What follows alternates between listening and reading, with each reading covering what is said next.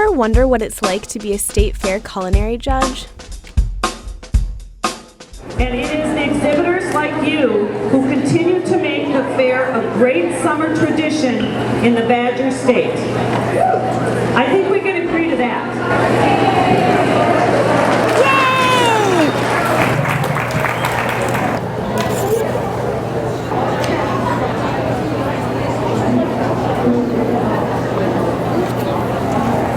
I know that I'm not a good poker player, so most people can tell when I really like something, and most of the time when you're judging, I think the first place, lots of times, just it's there.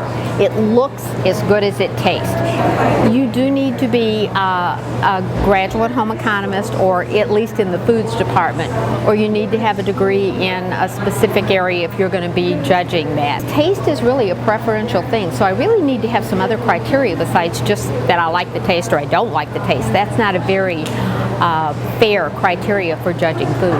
Sometimes what you're finding when you're judging, now I judged first-time pie entries, and it could have been anything. So you're judging berry pies against, or double crust pies against single crust pies. So one of the most important things is going to be the pie crust, because that's probably the more difficult thing to make. And the more you handle a pie crust, the tougher it's going to get. So sometimes that was what I look for. Really, my last criteria that I generally judge on is taste.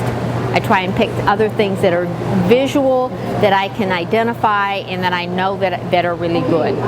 The winner in this is a delightful pie, and it happens to be made with butter flavored Crisco, so you're going to notice that it has a really nice golden brown color to it. I am a firm believer in that we have so much food in the United States that if it is not eye-appealing, if it does not have a pleasing look to it, I probably am not going to, put it in my mouth. I've got other choices. So I think presentation is extremely important. I did eat a good breakfast this morning, and I definitely just had a really light lunch, that type of thing.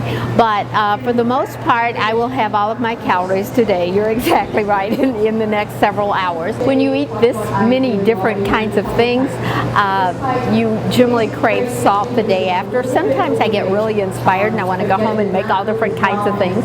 But the hardest part, I think, is to realize that so many people put so much stock in what you're saying, and I think they just need to remember that the purpose of judging is so that they learn something about baking or cooking that they didn't know before.